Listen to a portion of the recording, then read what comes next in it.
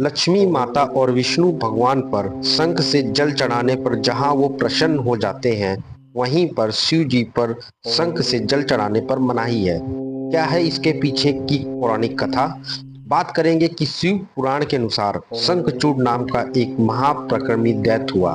शंखचूड़ दैत्य रामदम्भ का पुत्र था। दैत्य रामदम्भ को जब बहुत समय तक कोई संतान उत्पन्न नहीं हुई, तब उसने भगवान विष्णु के लिए कठिन तपस्या की। तपस्या से प्रसन्न होकर विष्णु जी प्रकट हुए।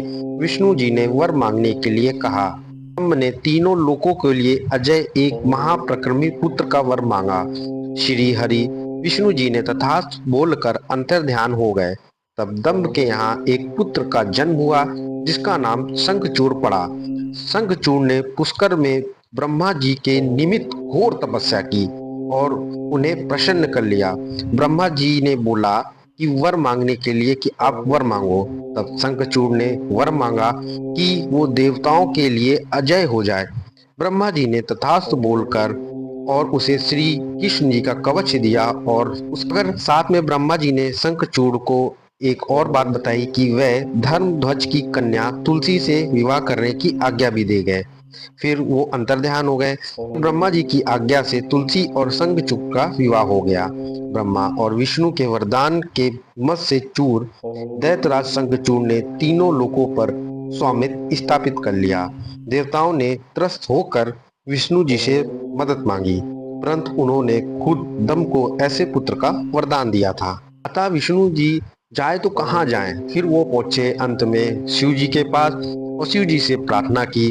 तब शिव जी ने देवताओं के दुख दूर करने का निश्चय किया और वो चल दिए। परंतु शंखचूड़ के पास श्री कृष्ण का कवच था और तुलसी के पतिव्रत धर्म की वजह से शिव जी भी उसका वध करने में सफल नहीं हो पा रहे थे। तब विष्णु जी ने ब्राह्मण रूप धारण करके दैत्यराज से उसका श्री कृष्ण कवच दान में ले लिया। उसके बाद शंखचूड़ का रूप धारण कर तुलसी के शील का हरण भी कर लिया। अब शिव ने शंखचूड़ को अपने त्रिशूल से भस्म कर दिया और उसकी हड्डियों से शंख का जन्म हुआ। क्योंकि शंखचूड़ विष्णु भक्त था, इसीलिए लक्ष्मी विष्णु को शंख का जल अति प्रिय है और सभी देवी देवताओं को भी शंख से जल चढ़ाने पर वे प्रसन्न होते हैं। परंतु शिव जी ने उसका वध किया था, इसलिए शंख का जल शिव जी पर निषेध माना गया है। इसी वजह से शिव जी पर शंख से जल नहीं चढ़ाया जाता है। कमेंट में लिखिएगा हर हर महादेव।